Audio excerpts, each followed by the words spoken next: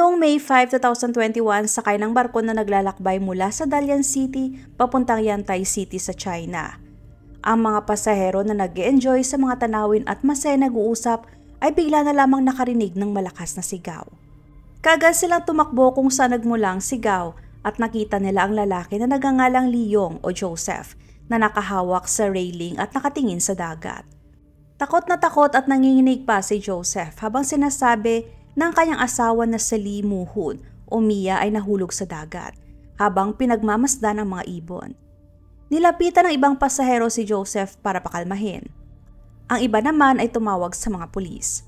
Halos hindi na makagalaw si Joseph at tulala dahil sa hindi inaasahang aksidente. Ayon sa kanya, bumalik sila mula sa kanyang bayan sa Liaoning para iparehistro ang kanilang bahay. Pagkatapos silang makompletong lahat ng mga kailangang dokumento, sumakay sila ng barko para maglakbay papuntang Shandong. Umiiyak pa si Joseph habang ikikwento sa mga pulis ang nangyari. Saad pa niya na siya ay nakukonsensya dahil hindi siya tumalon sa dagat para iligtas ang kanyang asawa. Nagsimula na mag-imbestiga ang mga pulis.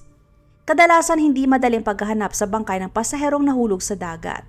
Gayunpaman, noong araw na nahulog si Mia ay magandang panahon. Kaya naman 45 minutes lamang ay nakita na ng mga pulis ang katawan. At dahil sa mabilis lamang na nakita ang katawan, ang lahat ng senyales ng trauma ay buo pa rin. Sa sandaling dinala ang bangkay ang mga pulis sa lugar, ay kaagad na napansin ang hindi pangkaraniwang senyales.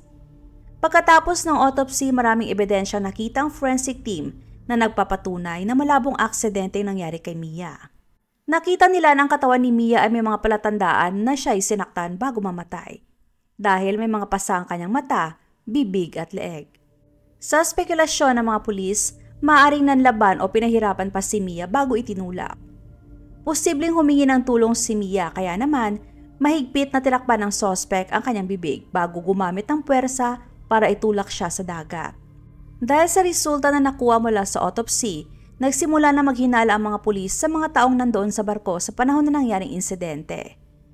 Una ay sinuri ng mga pulis ang buong security camera ng barko, sa pag-asang makahanap sila ng mga clues na makapagsabi na hindi aksidente ang pagkahulog ni Mia.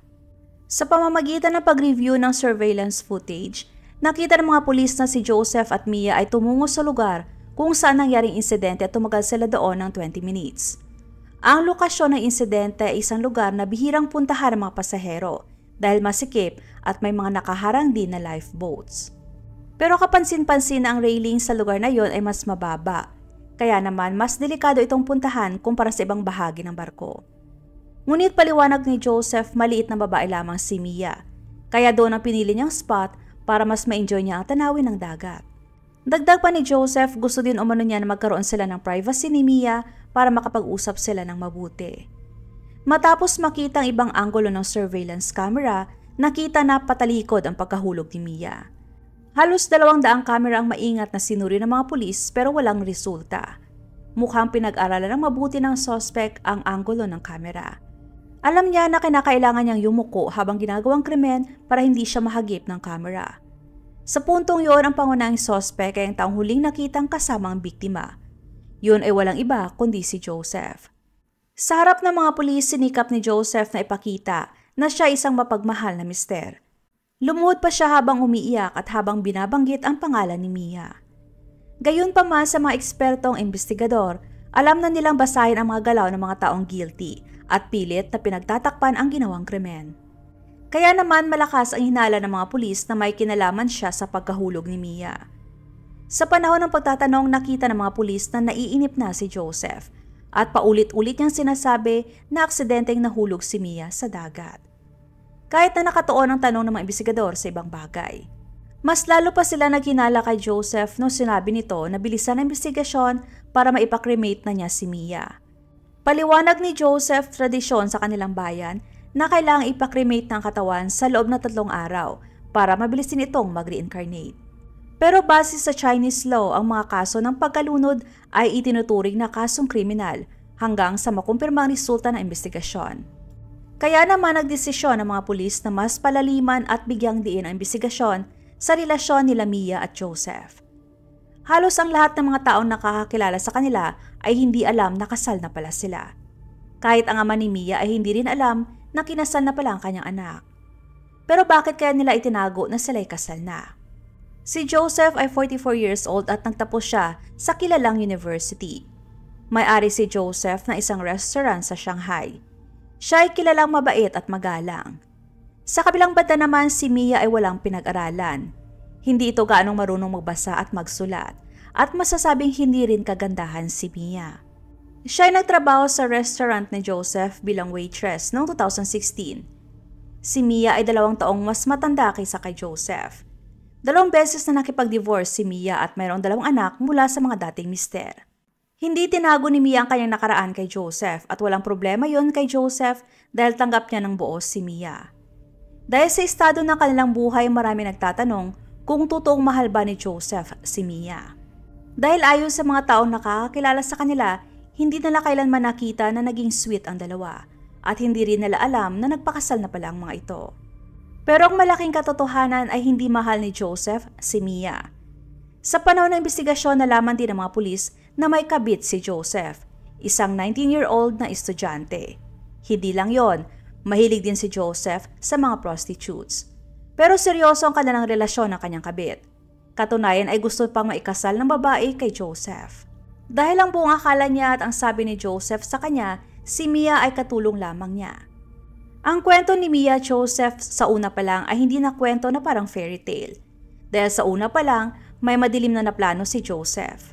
Nakikita ni Joseph si Mia na mahina at madaling mauto, kaya naman si Mia ang napili niyang biktima.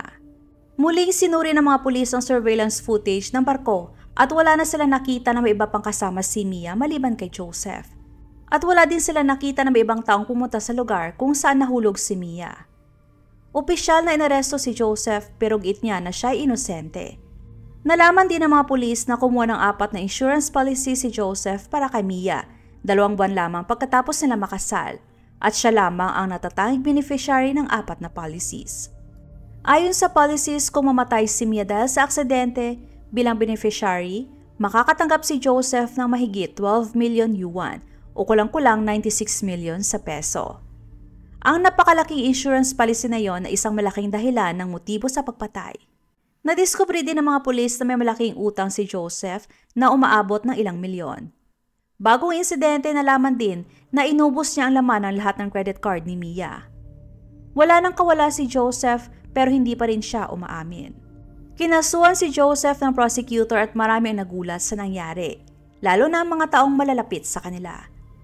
Balak ni Joseph na gamitin ang buhay ni Mia para makakuha siya ng maraming pera pambayad sa kanyang utang.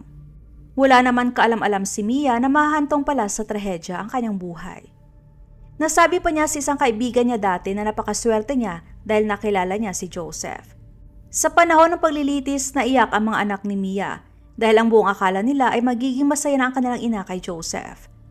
Ayon sa defense, si Joseph ay dumaranas ng psychological issues na sanhi ng stress dahil sa kanyang negosyo na naging dahilan upang mawalan siya ng kontrol sa kanyang mga aksyon.